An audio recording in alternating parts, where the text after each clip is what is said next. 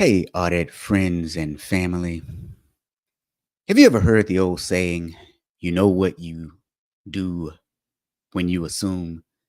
Well, if you haven't, Google it because today we are going to talk about assumptions on episode number 62 of Audit Bites. Are you ready? Let's go.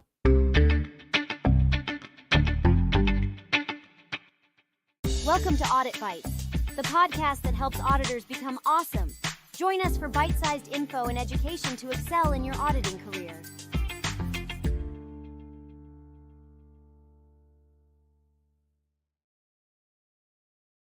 Well, all right, friends, you've heard the question that I asked.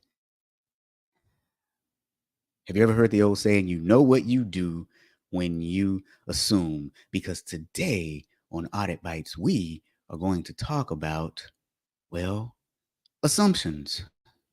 Auditors should be cautious.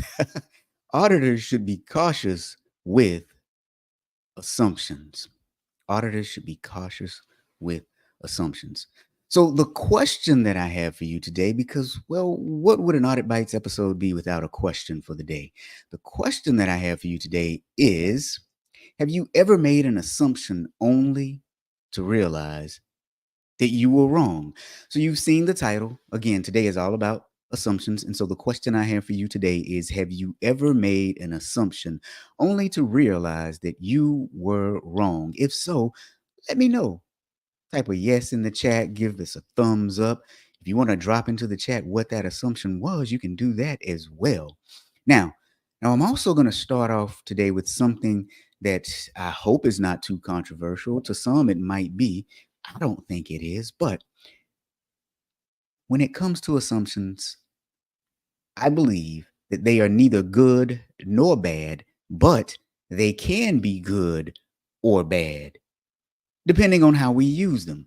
Assumptions are neither good nor bad, but they can be good or bad, depending on how we use them. I mean, we're auditors here, and we're asked to make assumptions quite regularly. Now, some of you are probably saying, this guy doesn't know what he's talking about. We are asked to gather facts, data, and statistics. True, we are. But we're also asked to make logical conclusions based on those facts, data, and statistics. Right? So I have another question for you.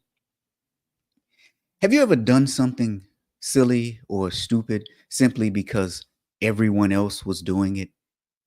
Have you ever done anything silly or stupid simply because everyone else was doing it? Let's go to the audience for just 1 minute and see our friends joining us today. Clarence, my man, always good to see you. Leslie, good morning from New York. Leslie, I watched your live the other day. It was really good. I think it was yesterday. I don't know. The days are just running all together. Assumptions really do keep you in business. Yes, they do, because if you guys don't know Leslie, she's a conflict strategist. And most conflicts are due to people having assumptions. So what I want you to do is hold on tight. Today's episode is going to be a little bit longer than normal because I have a real live case study we're going to look at where some people were making some assumptions and assume some things that really make them look a little bit interesting. And it's going to be a live case study that we're going to do. So I apologize for the length. It's probably going to be about an hour today, not 30 to 45 minutes. Heather, how you doing, my friend? Very good to see you. Heather says, of course, she's done silly things because she's human. Well, Heather, some auditors aren't human, though. I mean, Daniel, my man, good to see you here again. And now Leslie saying, yeah, I do make assumptions. They can be helpful when we remember that they are not the facts. Right? Exactly. Exactly.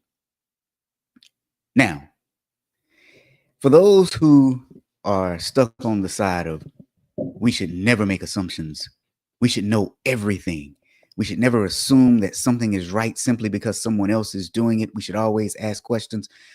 You know, I believe in the power of asking questions. However, we all make assumptions in life. Have you guys seen the elevator experiment where they had a man step into an elevator and he was faced in the wrong direction? So instead of, or in the opposite direction that most of us face, because who's to say what's right or wrong, right? He was facing the wall, not the doors that opened to the elevator. And so he rode the elevator for quite some time, faced in this direction. And something strange started to happen. As other people started coming onto the elevator, instead of turning around and facing the door, they started to face the opposite direction, just like this man.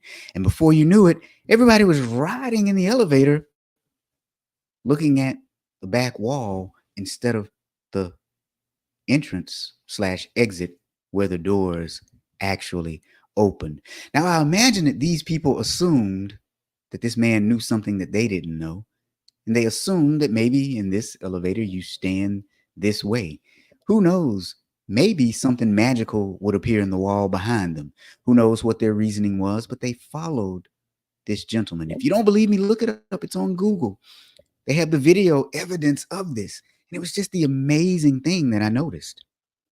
This man stepped into the elevator, turned the wrong way, and other people came in and began facing the same way this gentleman was facing. And before you knew it, everyone was turned the wrong way.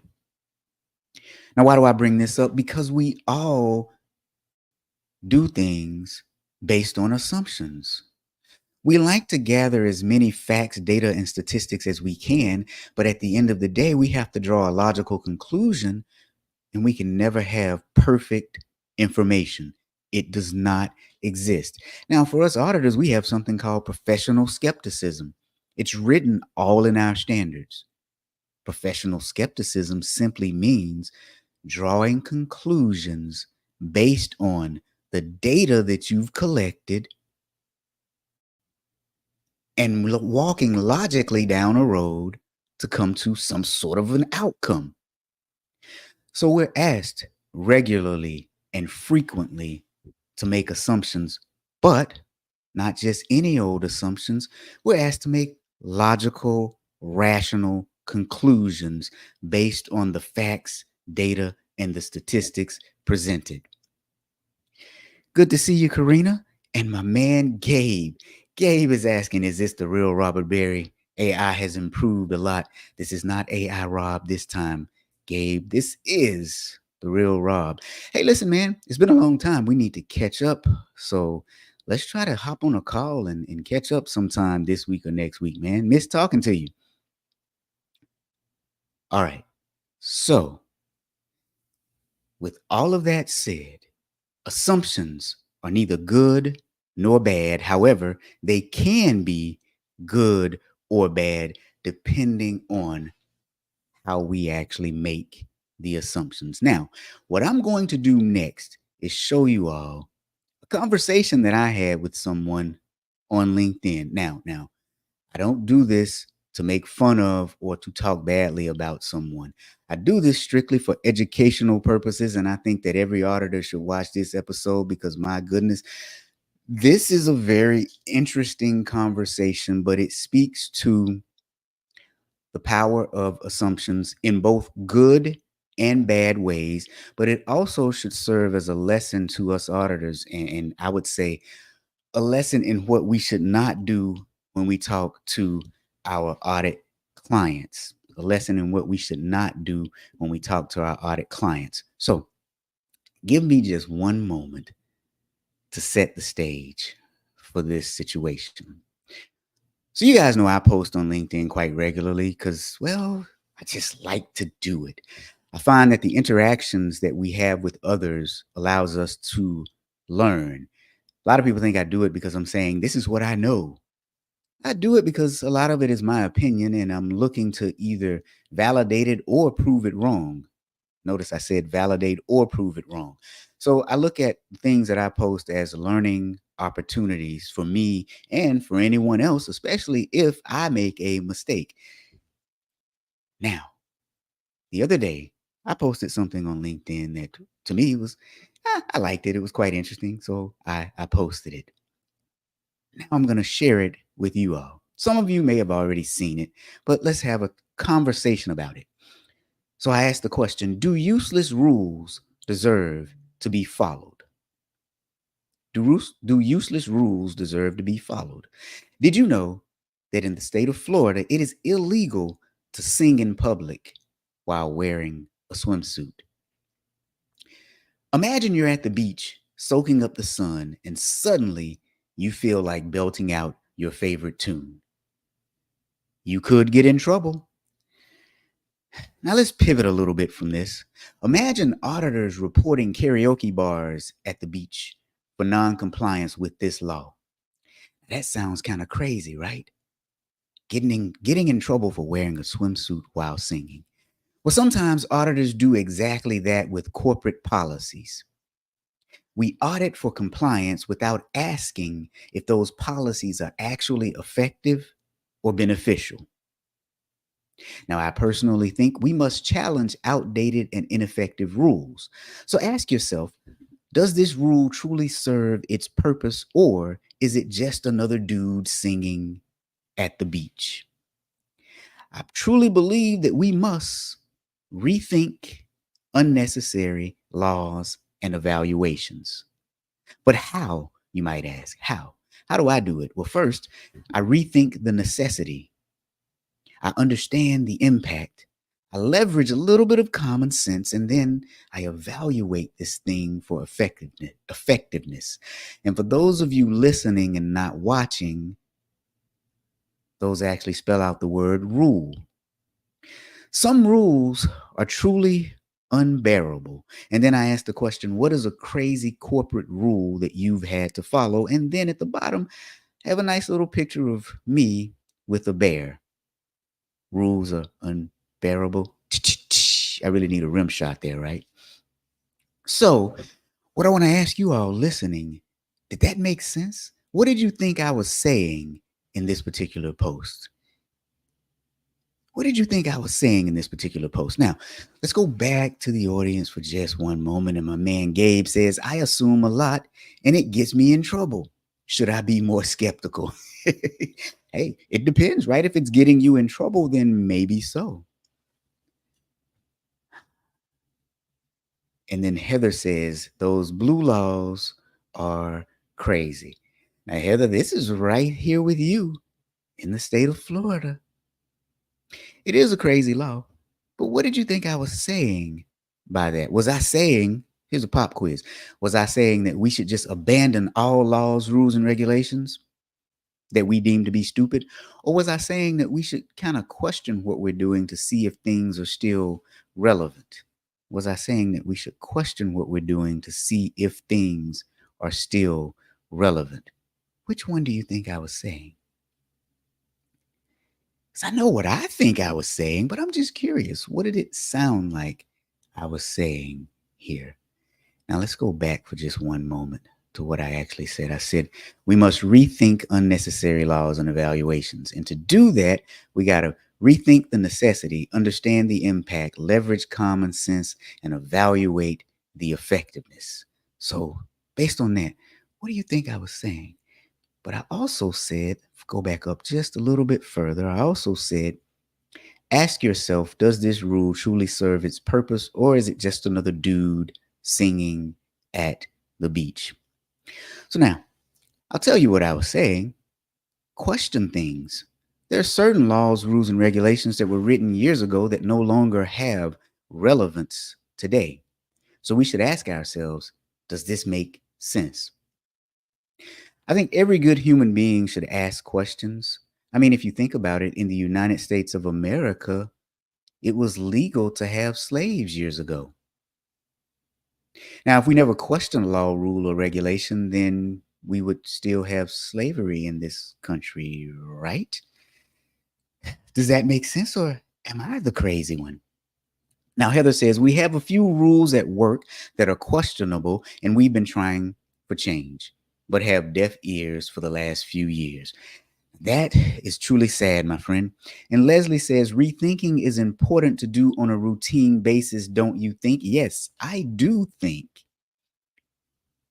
I do think. Thank you for saying that, Leslie. I think if we don't question ourselves periodically, then we end up what my grandmother used to call stuck on stupid. So now I want to introduce you to a conversation that I had with someone. And again, I don't say this to disparage this individual. So don't take that as this. I say this as an educational opportunity for all of us because, well, I could be wrong, although I highly doubt it. So I had someone attack me verbally because there's a difference between asking a question and really just trying to be mean and nasty. But he said, now let's pivot a little further. Then one auditor may come into conclusion that reporting a conflict of interest does not make sense at all. Okay.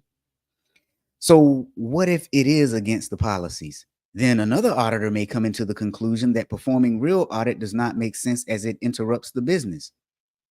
What? Starts faking it. Sounds crazy, right? Now you notice he's trying to mimic the way that I actually wrote mine when I said sounds crazy. But what he's saying really does sound a little okay, never mind.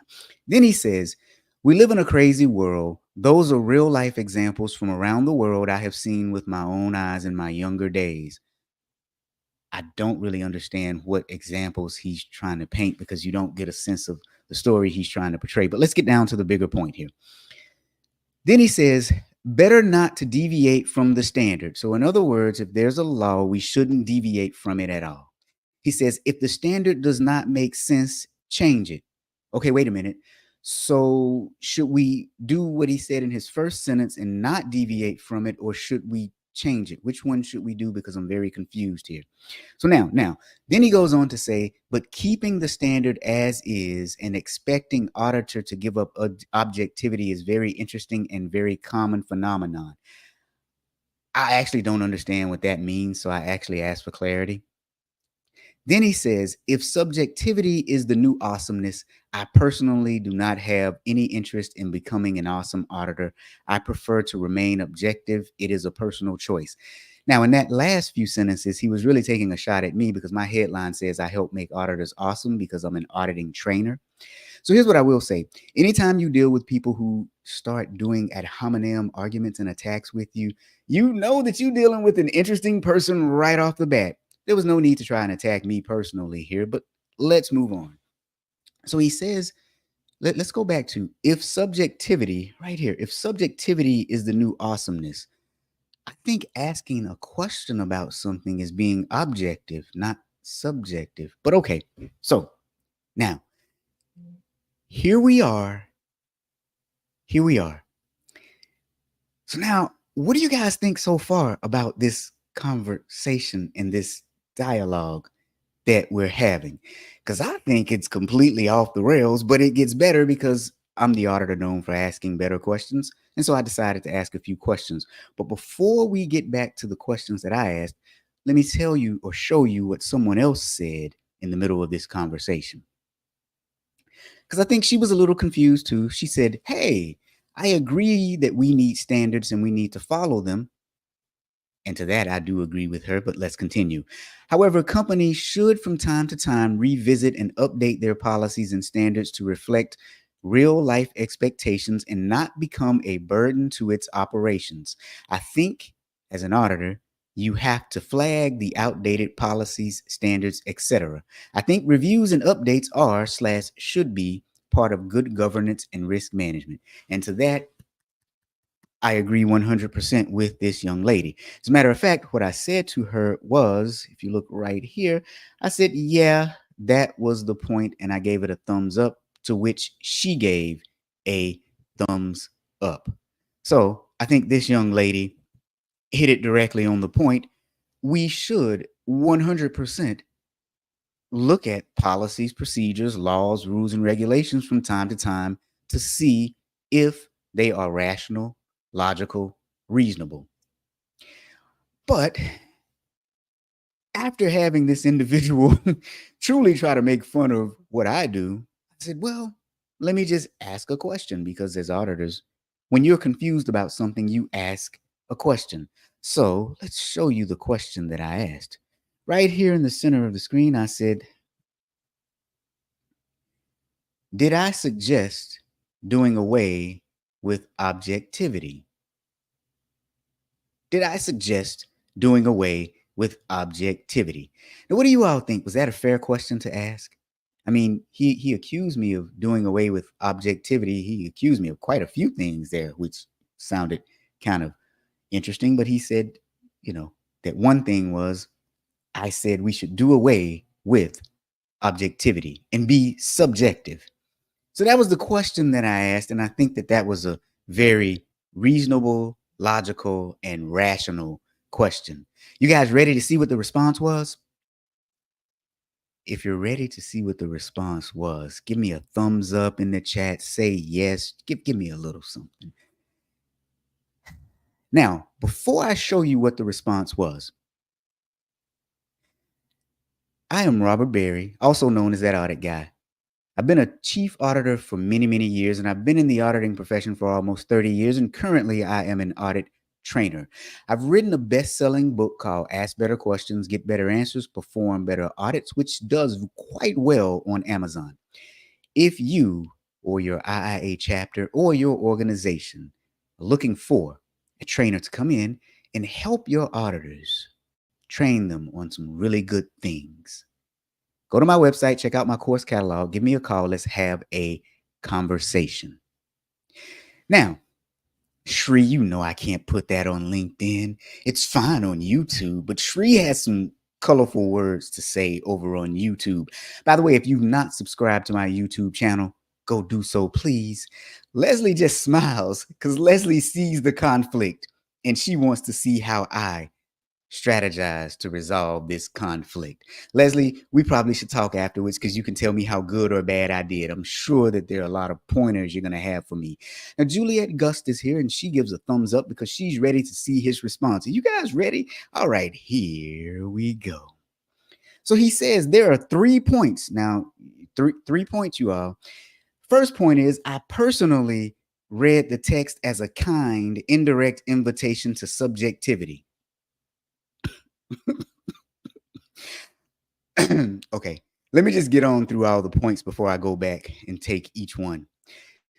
Second point is there is also a tendency in real life not to touch the outdated standards, but expect auditors to close their eyes in case there is non-compliance to those standards. Then deviating from standards turns into a habit. It is normalized. Dangerous part is auditors having some same habit. Third point, I also have to add that in my domain, most of the time there is a reason for a standard to be in place, even when it does not sound logical at first. For the ones who do not understand the background of such standard, one does not follow, auditor does not address, when in his personal subjective opinion, the standard does not make sense. Then news starts discussing about why an aircraft is crashed, why a fleet is grounded worldwide. I'm an auditor in aviation industry where standards, regulations are written in blood. Ooh. I just respectfully prefer objectivity, evaluating in those standards are followed or not.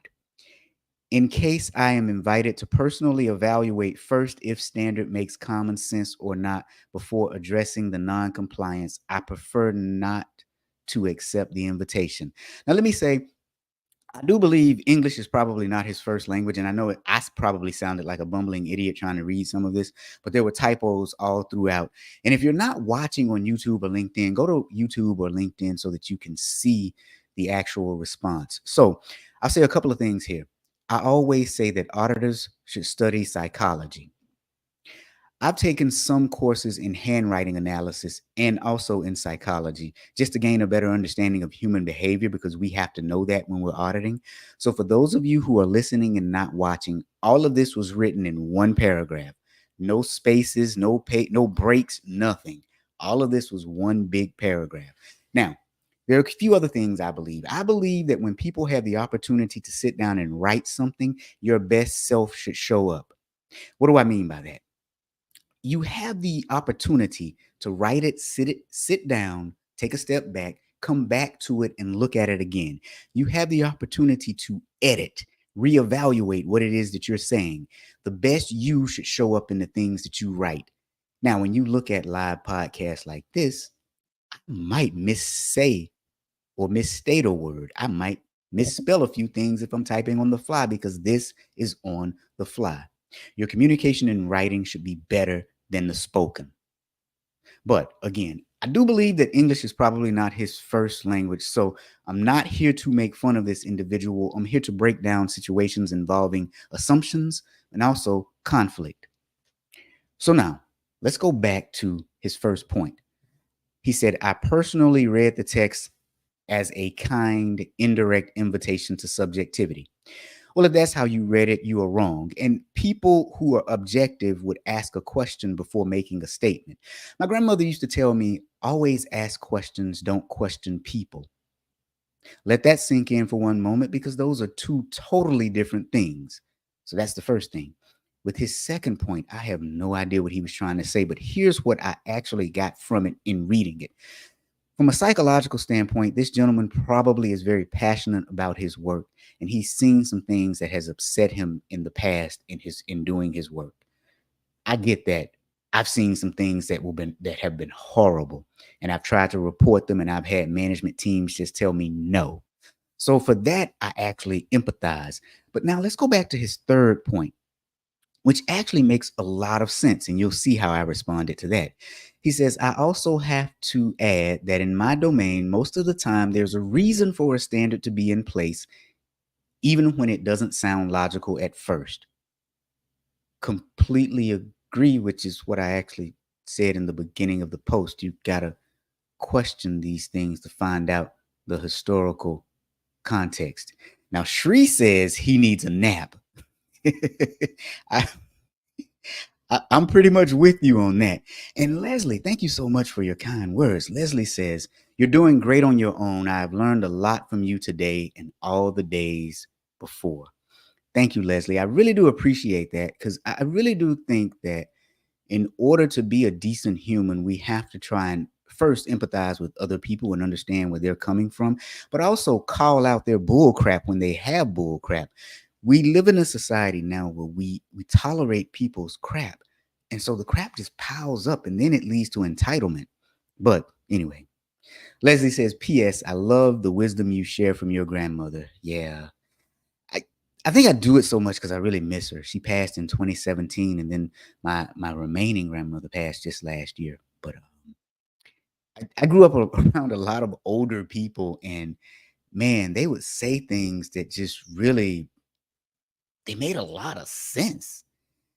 So now, let me show you how I responded to this mini tirade because I was really confused and really wanted to get an understanding of this person's thought process.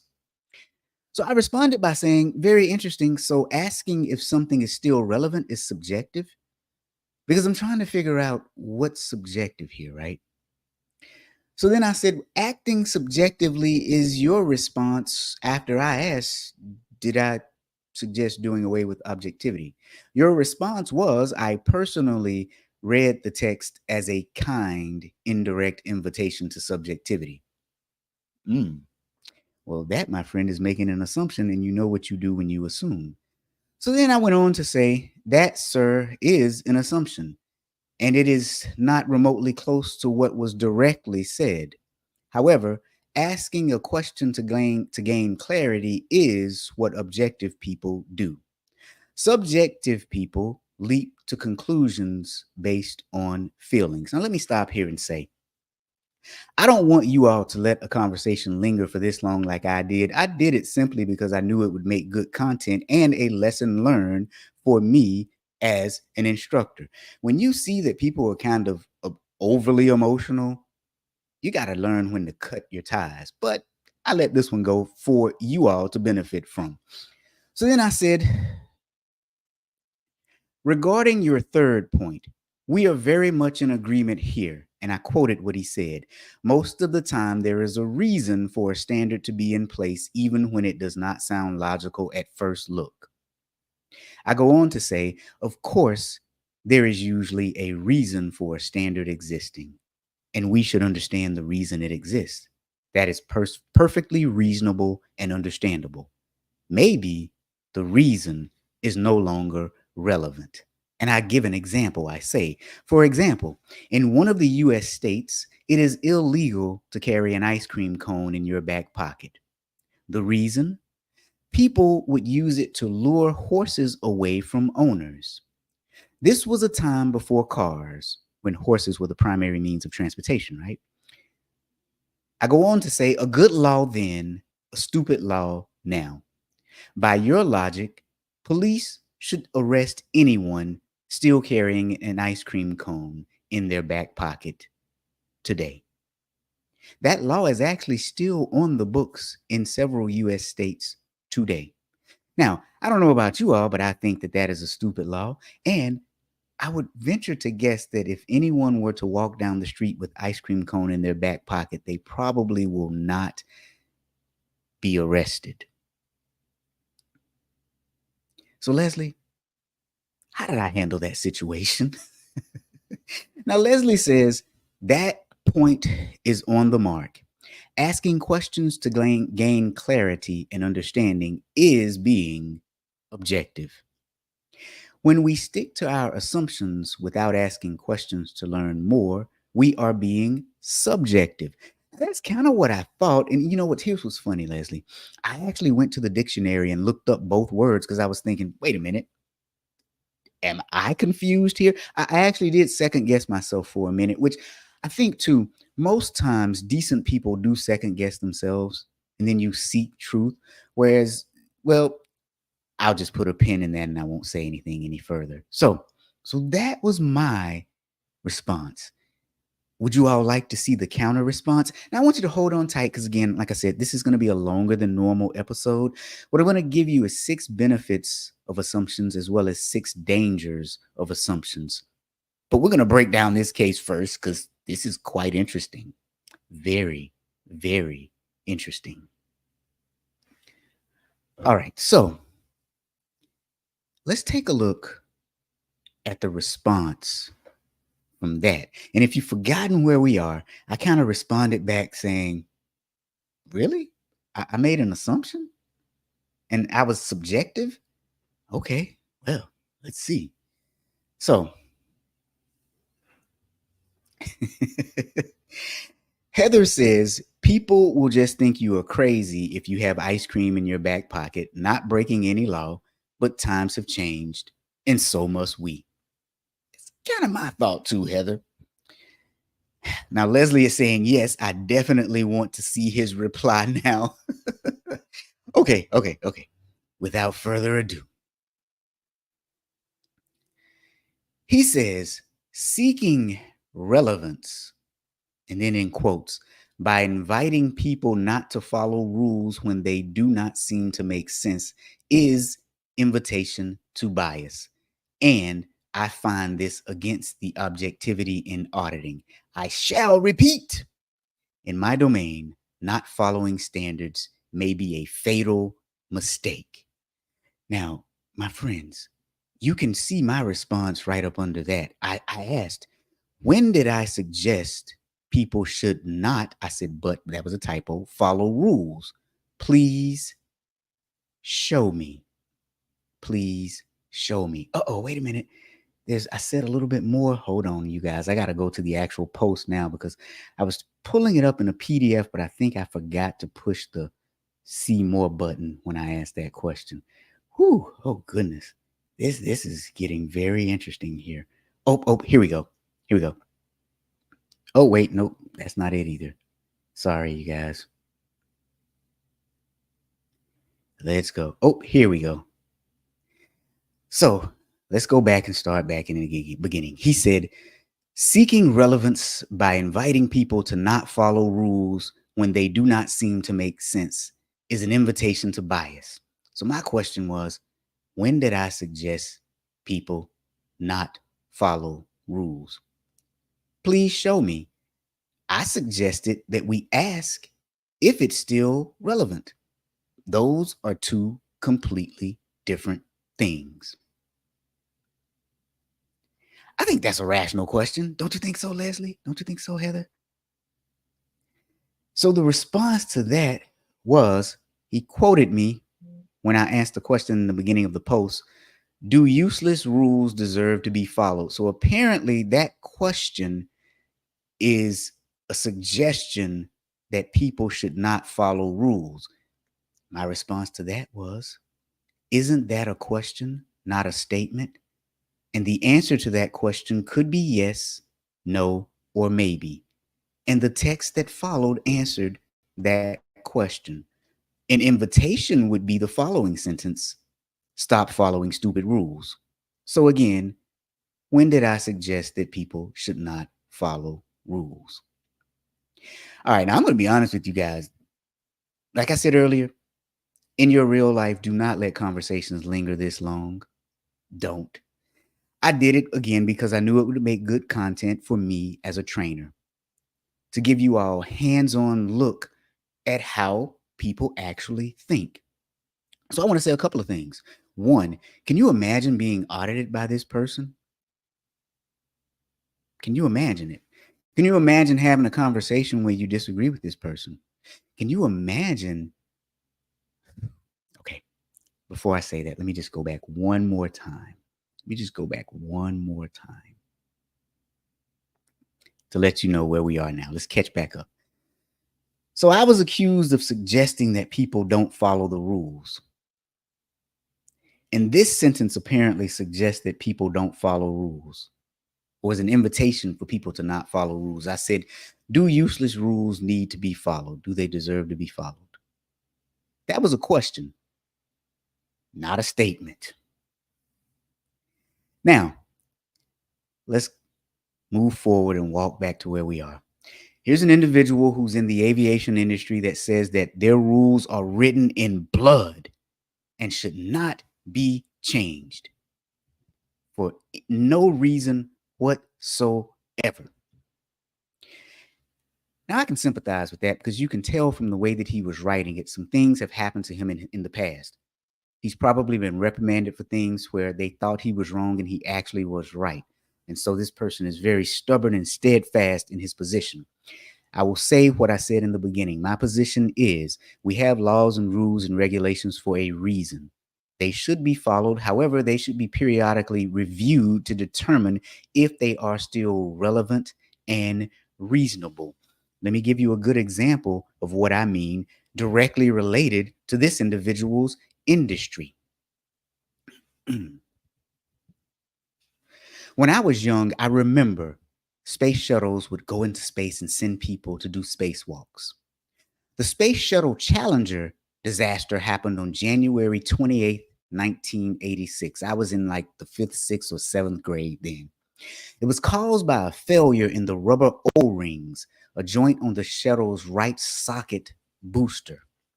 The cold temperatures on the morning of the launch made the O-rings stiff, unable to seal properly. As a result, hot gas leaked through the joint, burning through the shuttle's external tank. This led to a complete breakup of the shuttle and a tragic loss of all 7 crew members on board. Now, here's why I bring this up. There were early warning signs before the Challenger disaster. Engineers had raised concerns about the O-ring's ability to seal properly in cold temperatures as early as 1977. Tests showed that the O-ring erosion on previous shuttle flights indicated a potential issue. Despite these warnings, NASA did not address the problem adequately, which led to the shuttle disaster on January 28th of 1986. I remember sitting in a classroom. The teacher wheeled in a television so that we could actually watch this thing occur, and I saw this space shuttle explode in midair right in front of my eyes. Well, on television, obviously. There were standards in place. There were protocols, there were procedures. Certain people were trying to wave the red flag that these procedures were not adequate based on some research that they had. However, those procedures were written in blood, hey, my friend. And it cost the lives of 7 individuals. So when I asked the question, do stupid laws deserve to be followed? It was a question to get us to think about laws, rules, and regulations. It was a question to get us to think about when we should actually ask questions about established laws, rules, and regulations. It was not an invitation for subjectivity. Now, I don't think anybody else besides this individual actually thinks that it was an invitation to subjectivity. What I want you all as auditors to think about is there are people like this in the world. There are other auditors who think like this. Now imagine how our clients feel having to try and explain a situation to an auditor who is irrational and unreasonable.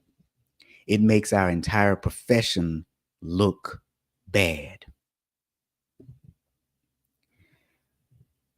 Everyone has to make assumptions, but our assumptions should be based on questions that we've asked to obtain additional information.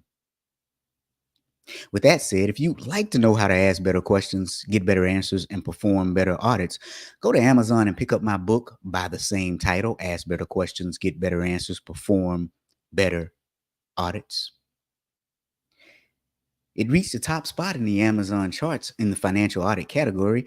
It has received rave reviews worldwide, and I also have a training course in either 8 or 16 hours based on that book. Now, with all of that said, let's talk about assumptions. And I'm going to give you 6 dangers of assumptions. 6 dangers of assumptions. First danger of assumption is misinformation or errors. You see, relying on incorrect or outdated assumptions can lead to errors in judgment and decision making, impacting outcomes negatively. When we make audit conclusions based on assumptions, sometimes we might have misinformation and sometimes we might have errors. But our second, sorry, excuse me, you guys. Our second danger of assumptions is a lack of critical thinking. I want you to go back to the dialogue that I just presented and read through. Do you all think that there was some critical thinking going on there? Or do you think that there was an emotional individual who had a reaction to something?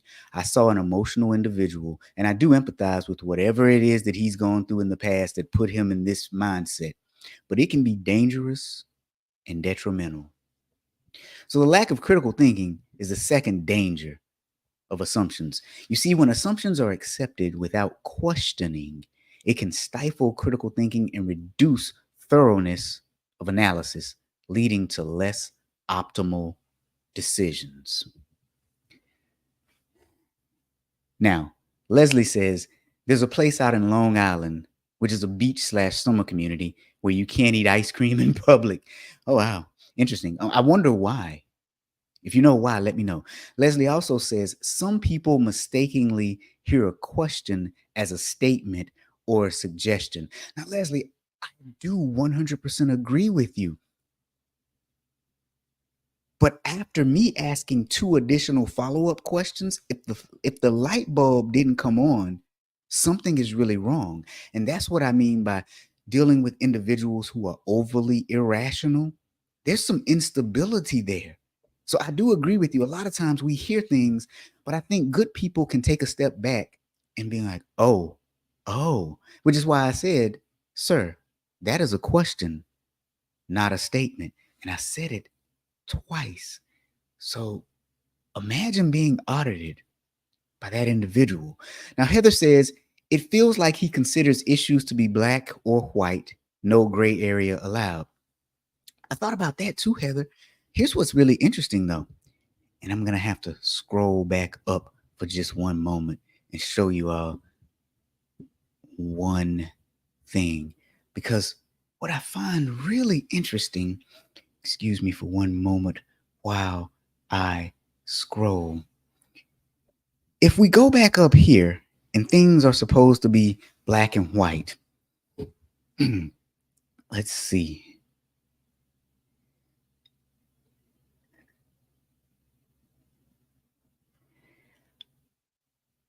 Where's the part that well, I can't find it right now. But remember the part where we said these laws are written in blood. Then we turned around and said, but if they need changing, we have to change them. That in and of itself sounds, well, interesting, because if your thought process is black and white, then it's got to be black and white. Now, let's take what you're saying, Heather, because I do kind of agree with you, but I just wanted to make that point. What we're actually saying here is things are black and white unless and or until I don't want them to be.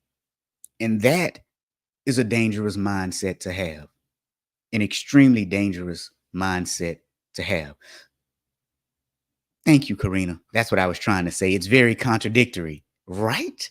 Extremely contradictory. But again, people like this exist in the world, and we have to know how to identify them, and we have to know how to coexist with them. I'm going to go back to what I said earlier. Do not let a conversation with a person like this last as long as I let it last. I did it strictly for content purposes because I knew that it would be a good lesson learned for you all. When you see things like this, cut your losses because it only goes downhill like a roller coaster from this point. Okay. So now let's go back to our dangers of assumptions. I said lack of critical thinking is our next danger. And so our third one is bias and prejudice. You see,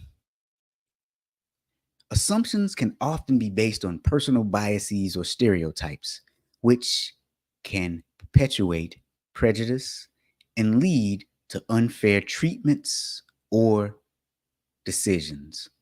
I gotta tell you guys, most of you know that I grew up in Alabama, Montgomery to be exact. Speaking of bias and prejudice, I promise you, when I went to elementary school, oftentimes you would see the Klan burning crosses and writing really bad things on the wall of my elementary school. That was based on biases and prejudice based on people who looked like me. They would have marches, rallies, all kinds of crazy things. So imagine if we took our biases and prejudices and used them for evil. That's kind of what you get, or things like that. So let's go to our next danger of assumptions. Our next danger of assumptions is you have communication breakdowns. I can tell you this exchange that I've had with this gentleman is definitely a communication breakdown, right? Assumptions about others, knowledge, beliefs, or intentions can lead to misunderstandings and communication breakdowns in personal and professional relationships. I'll go back and take it a step further. I just had someone directly tell me what my intention was for something that I wrote. They didn't ask, what was your intention? They directly told me what my intention was. As auditors, when we do that with our audit clients, we are missing out on golden opportunities to build good relationships with them. Communication breakdown. So now, our fifth one is missed opportunities. Missed opportunities. You see, assuming something is not possible or worthwhile can lead to missed opportunities, as it can prevent individuals or organizations from exploring the potential benefits. And finally, our sixth danger of assumption is resistance to change. Resistance to change.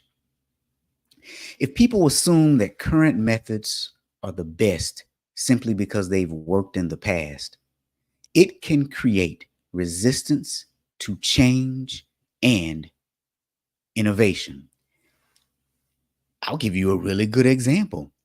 One of the most significant laws in the US that granted women the right to vote was the 19th Amendment. The 19th Amendment was ratified on August 18th of 1920, and it prohibits the denial of the right to vote based on sex, finally granting women the right to participate in elections and have their voices heard in the democratic process. Now, here's the thing. If we said things should always be the way things always were, this never would have happened. So let me just get this straight. Our laws, rules, and regulations should be written in blood, like our gentleman said previously. How many of you actually believe that laws, rules, and regulations should be written in blood? I'm just curious. I just want to take a poll of the chat here. How many of you believe that our laws, rules, and regulations should be written in blood? Now, Leslie says the why about the ban on public ice cream eating is to reduce trash. They eventually changed that old law to allow the eating of ice cream cones in public. And this is why knowing the historical context is important. Like, for example, if any of you guys have ever been to Singapore, if you've never been, I strongly encourage you to go. It is one of the most beautiful places on the planet. The weather is nice, the people are nice, but it is one of the cleanest places I have ever been. One of the reasons it's so clean is because they don't allow you to chew gum in Singapore. You can't even find it in stores. And if you remember, you can look up a story. There was a young man who was punished one time because he was chewing gum. The reason? They want to keep their country clean. And people tend to spit gum out. So some things that we think are stupid, we should not judge them before we ask a question. Now, now Clarence says, Rob, this needs to be a communication training course. Well, I mean, it kind of is, right? I mean, most things that I do are communication training courses tailored towards us as auditing professionals, because quite frankly, understanding how to communicate is one of our most powerful tools that we have in our tool belt. Now, Heather is saying, nope, she doesn't believe it. The question that I asked earlier about laws being written in blood, should we not ever change anything? Or evaluate it first, or ask questions about it first, then evaluate it, and then determine if things need to be changed. Heather is saying no, she doesn't believe that. Leslie is saying she agrees with Clarence on this. Leslie agrees with Clarence that this should be a communication course. Now, I will tell you, for anybody who's watching today, I do thank you. Spread the word to all your friends. Tell them to go sign up for the YouTube channel. If you give me a couple of days, this will be up on my website for sale for a small fee, and you can get your CPE certificate for watching the podcast. You have to give me a couple of days to really rip it and put it up on the website. Of course, the podcast is free, so you can tell people to go to auditbytes.com or to my website, thatauditguy.com, and you can find the YouTube channel, which you should subscribe to, right? Get me more subscribers. So now those were the 6 detriments of assumptions. So next we're going to talk about the 6 benefits of assumptions, because we all assume. I think good people try to get more information before they make assumptions and draw conclusions, but we all assume. Benefit number 1, assumptions speed up the decision making. Assumptions speed up the decision making. You see, assumptions allow individuals and organizations to make decisions quickly without waiting for full information, which might never be completely available. There is no such thing as perfect information. There is absolutely no such thing as perfect information. Now, Karina says rules written in blood goes against the continuous improvement which we as auditors promote. I guess we should say should promote, a Karina, because apparently not all of us okay, I'm sorry. That was mean. I shouldn't have said it like that. I said I said that I wasn't gonna be disparaging about the previous comments, but hey, I'm human, so I guess I deserve at least one fallible moment, right? Trust me, I'll have a few more. I've been trying to contain myself the entire time. Oh, okay. So now your second benefit of assumptions is that it facilitates planning, right? We have to make assumptions about certain things as we're planning out anything, whether it's an audit project or a wedding. In strategic planning, assumptions about market conditions, customer behavior, or technological advances can help in creating a roadmap when certainty is not possible. Now, let me pause right here for just one moment, though, because as auditors, whenever we do make assumptions, it's very important that we document our assumptions. Document the assumptions that you've made so that you can go back and say, oh, I made this decision because these were the underlying assumptions that I made when making that decision. It's very easy for people to come in hindsight and criticize the decisions that you've made. However, if you and they understand the information that you had available to you at that particular time period, that actually helps understand the thought process when that particular decision was made. I talked earlier about it being illegal to have an ice cream cone in your back pocket. Well, during that time period, it actually did make sense. People would put the cone in their back pocket, the horse would follow the person, and then they would steal someone else's horse. Well, we don't use horses as our primary means of transportation nowadays, so that doesn't make any sense today. Now, Daniel says, it's actually interesting. Yesterday, I was watching a movie where a plane's engine was damaged by a bird. They had to do an emergency landing, but first follow emergency procedures from their manual guide. One of the first things he did was to switch on APC, which is the last thing to do in their emergency guideline procedure. But based on his extensive experience in flying, he made that decision and he was right. The air flight controllers told him to fly back, but the captain, oh, I can't see the rest of what Daniel wrote, but I'm assuming I'm assuming he's going to go on to say that he made the right call by not following the rule because something that he saw showed him that he needed to do something a little bit different. So that goes back to the primary point. Do I advocate we break rules? No, but I advocate we understand our current situation and how the current laws, rules, and regulations apply to that current situation. Now, we as individuals don't have the authority to change laws. Not on the fly, right? But through protesting and, lobbying and things like that, yeah, we do have some latitude to make changes happen. So now, our third benefit of assumptions is it stimulates innovation. Let's just be real. Making assumptions can lead to creative solutions. By assuming a certain condition or outcome, people might explore ideas they would not have otherwise considered. Think about all the inventions we've seen over time.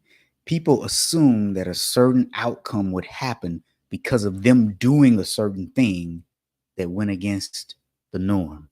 I couldn't imagine the first time we discovered electricity. Like who discovered that and what actually happened? I venture to guess that that person probably didn't survive because, goodness, can you imagine? Anyway, moving right along, our fourth benefit of assumptions is that it helps in modeling and simulations. You see, in many fields, particularly in finance and science, making reasonable assumptions is crucial for modeling scenarios and making predictions. If you think about it, we use models a lot in auditing.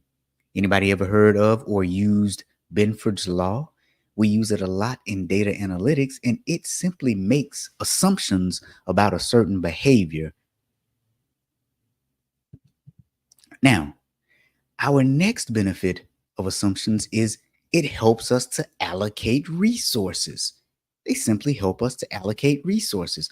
What do I mean by that? Assumptions help in prioritizing and allocating resources effectively, especially under constraints or in uncertain environments. When we are building out an audit plan, we make assumptions all the time. We take some data and we assign risk to certain things. We assume that the assumptions we use to assign risk are correct. And then we place auditors on audit projects based on certain assumptions, whether that's their skill set, their availability, the time that they have available, the underlying risk within the organization. We have some reasonable sense of what the risks are, but we don't know with 100% certainty. So we make assumptions all the time. The sixth benefit of assumptions is that they are a basis for learning. When assumptions are tested and then confirmed or debunked, provide valuable learning insights which can refine strategies or theories. We learn all the time from the assumptions that we make in life. We learn all the time from the assumptions that we make on the job. Sometimes our assumptions are spot on. Sometimes our assumptions are dead wrong. But no matter what we do in life, we always make assumptions. This is episode number 62 of Audit Bites. Auditors should be cautious with assumptions. If you like this episode, do me a favor. Go over to the Apple App Store or over to YouTube and give it a like. Better yet, write a review. If you do write a review, screenshot it for me, send it to me. You'll be put in a raffle to win a copy of my book. Now, Clarence says, Rob, I tell people all the time, perspective and perception goes hand in hand with assumptions. Ooh, now that's a mic drop right there, Clarence. I might have to steal that. That you know what, Clarence, you're gonna see that on a clip, man. That was just beautiful. Clarence says, Rob, your point of view can mess up your understanding of something. Yeah, absolutely. Your point of view, especially when your point of view doesn't have any attempts at obtaining the facts. You just pull stuff.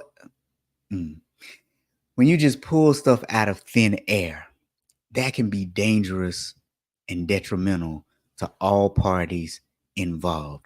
Now, here's a rule of thumb that I also got from my grandmother. Leslie, if you're still here, you'll probably like this one too. She used to tell me, whenever you're dealing with someone, especially if it looks like it's going to be a contentious situation, if the first thing they do is make a statement versus asking a question, just run. It's not going to be a fruitful conversation because that's not someone who is open and objective. Now, if you go back to the way we started this podcast episode and I showed you the conversation between me and that gentleman, the first thing he did was make a statement. The first thing I did was ask a question. That's one telltale sign of someone who's not open and willing to collaborate in their communications with you. Now, Leslie says, agreed about the mic drop for what Clarence said about perspective, perception, and assumptions. Yeah. And I'll just say it again because this was great. Clarence said, Rob, I tell people all the time, perspective and perception goes hand in hand with assumptions. So how do we beat this? Well, we have to use assumptions constructively. We all have a bias towards something,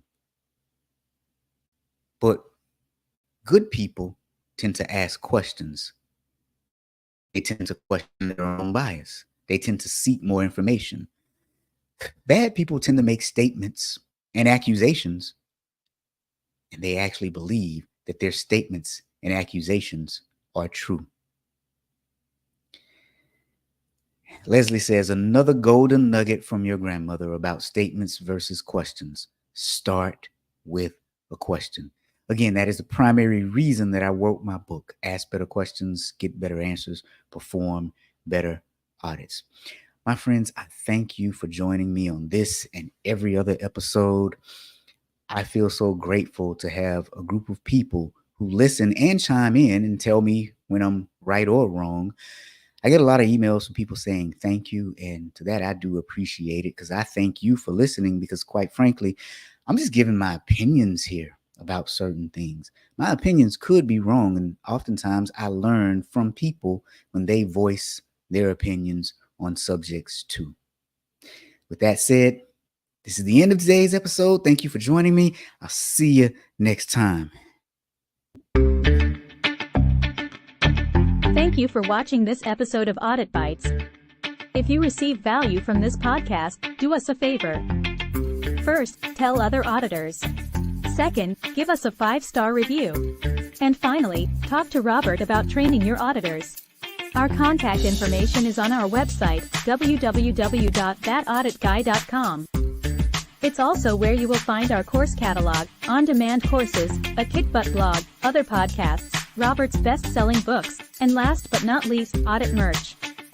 That's right, we have audit hats, shirts, mugs, and more. Thanks for watching and listening. See you next episode.